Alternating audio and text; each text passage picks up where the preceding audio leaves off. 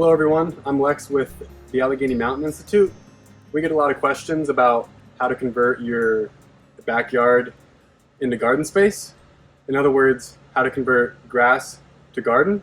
So today I'll be walking you through how to do that. We already recorded a video of me doing it a few days ago. So today I'm just going to walk you through the specifics of that process. All you need to get started are a few tools.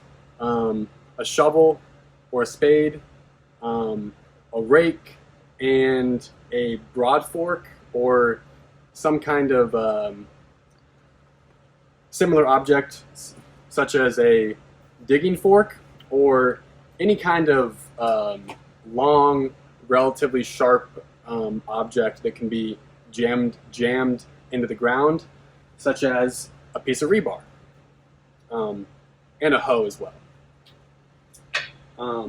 Now, what I'm going to be showing you today is a very manual, labor-intensive way to convert grass to garden. A much easier way, but that takes a lot longer, is to just cover up a patch of grass, either with a tarp or with some pieces of wood.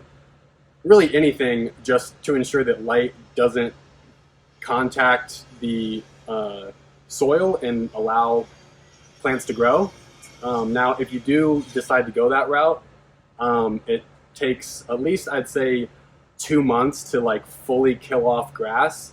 Now, you will still have to contend with some roots and stuff after that, but especially if you have some kind of back or mobility issue, that might be your best method. But it is already April, so if you're kind of anxious to get your garden going, the method that I'm going to show you today will allow you to plant pretty much as soon as you're done.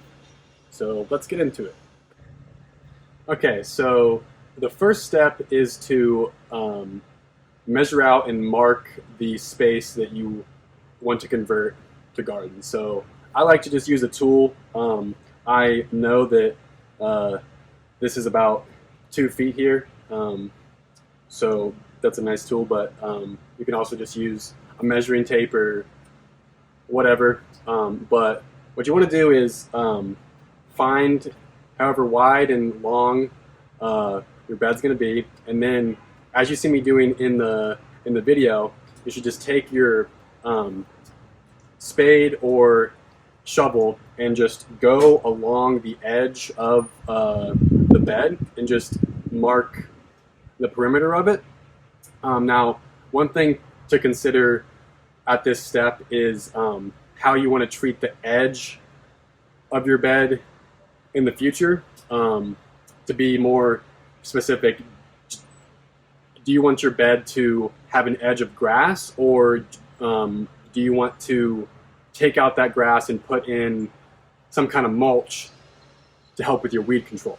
So if you do want to put in some kind of mulch, at this point I would recommend making your bed slightly wider than what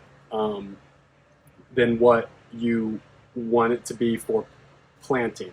Another thing that you can do, that you'll see me doing later on in the video, is go around the bed with a hoe to create that edge. But regardless, you want to start just marking out your edge, just like I did in the video, and then hopefully you will have a solid piece of sod that you'll just be able to kind of roll back. But as you see in the video, I was not that successful.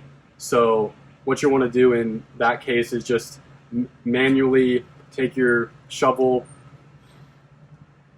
or your spade and just get underneath all of the grass roots and the perennial roots, and just pull that material out. Now, you don't want to pull out too much dirt or soil, because that's what plants need. So if possible, try to knock off some of the dirt from the clumps of sod as you remove them from the bed. When thinking about how to size a bed, you should think ergonomically in terms of how far you can reach across the bed. Can you step over the bed? Do you want to be able to step over the bed? All these are good considerations, and just know that the width and the length of the bed don't particularly matter. It's pretty much up to you. Now, if you have a tool such as a broad fork that is a certain width, then you might want to make your bed that wide, but really it's up to you. Here at the farm, we use 30-inch wide beds because a lot of our tools are designed for that width, but it's completely up to you.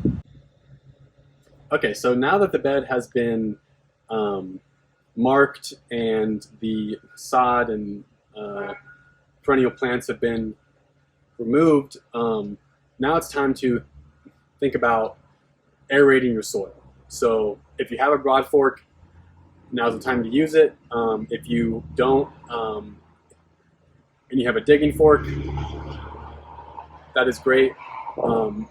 As you see me doing in the video with something like a digging fork, it might take a bit longer than a broad fork, but all you want to do is just make sure to get all the way across your bed and leave about 8 inches of space in between your aerations. And if you don't have a digging fork or a broad fork and you're just using something like a piece of rebar, I say just go wild. Do whatever you got to do to provide that air. The only thing to really consider at this point is that you don't want to subvert or flip any of the soil layers. All you want to do is just gently lift them up. Okay, so now that you have the bed aerated, it's time to just give it a quick rake. I prefer a hard rake such as this one. A leaf rake or a soft rake will work as well, but it's not ideal. And as you see me doing here in the video, all that you're trying to do with this step is just smooth all the dirt out, and you will also notice that there are clumps of roots and plant material that the rake kind of grabs as you're raking the bed. So now's the time to pull those out and toss them. Okay, so now that the bed has been raked, it is time to grab a hoe and mark out the edges of your bed. Now, if you thought ahead and you did this with a shovel already, then you don't have to do this step. But as you see me doing in the video, all you're doing is just going all around the edge of the bed, just about as wide as your hoe, and you're again removing the grass and perennial plant materials. And what you're also trying to do is dig a slight trench.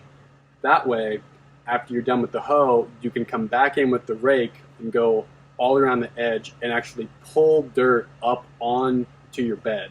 This is going to have the effect of raising your bed up, which will help with things like moisture retention, aeration, etc. Now, that's not an entirely necessary step, but I would recommend it. Okay, now that your bed is formed and aerated, it's time to think about amending your bed. In other words, what kind of nutrients do you want to add to your bed for your plants to enjoy later on in the season? So some of this is going to depend upon what you want to plant into the bed, but as a general rule, compost is good. Fertilizers that aren't too high in any particular nutrient are good. Now, if you do know the content of your soil, like if you've gotten a soil test done, you can really kind of hone in on specific nutrients and amend with potassium if you know that your bed is deficient in that. But as a general rule, I think it's good to just put about a wheelbarrow full of compost for every 10 or so feet of bed, and that's going to be able to help sustain your plants, particularly when they're younger and their roots aren't as deep and able to access nutrients that are deeper in the ground.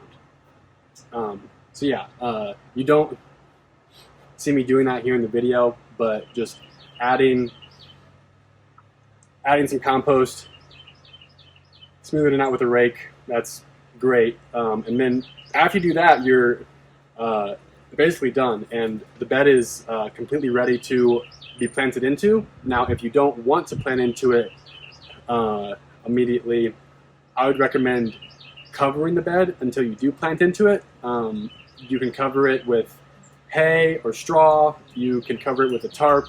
You don't want anything that is going to compact the soil too much, but really anything that will block light and not compact the soil will work in terms of covering it. And then when you are ready to plant, just take off the covering and plant directly into it, and happy gardening.